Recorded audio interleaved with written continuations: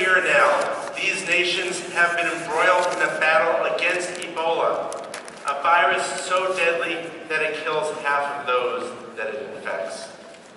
But this isn't just a regional problem in a small corner of the world. This is an international health crisis, one that has a direct impact on New York State, and in particular, New York City, where we now sit. New York City has long been the nation's most celebrated melting pot. People come from all over the world to live among our skyscrapers, our parks, and our museums. And West Africans are no different.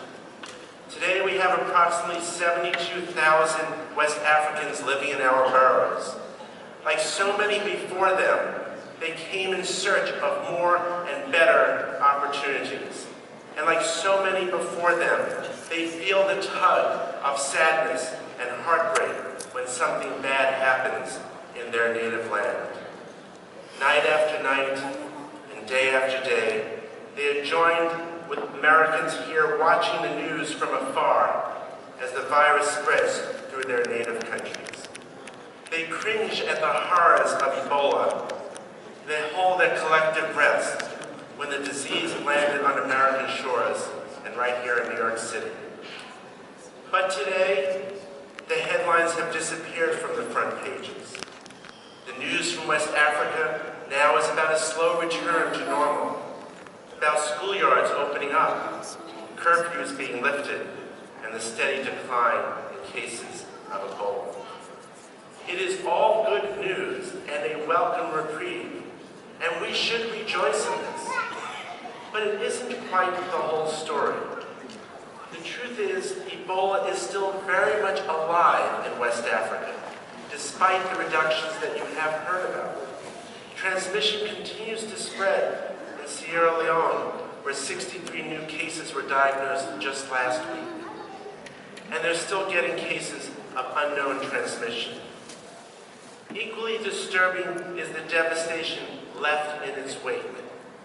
We now have thousands of orphans having lost their parents and other family members to Ebola.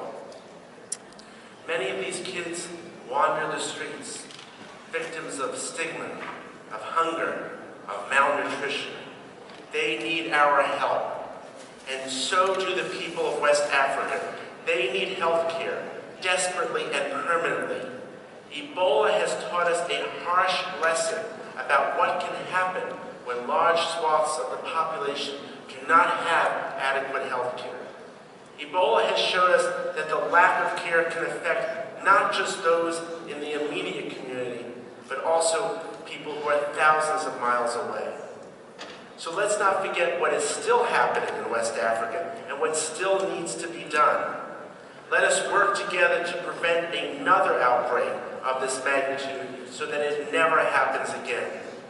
Without taking lessons of this epidemic to heart, its victims will have died in vain. Let us join together and eliminate Ebola in West Africa and let it never come back there or anywhere else in the world. And I thank you for having the opportunity to speak with you about this very important and serious illness. And now I'd like to show you a video presentation about the people who have survived this epidemic. Thank you.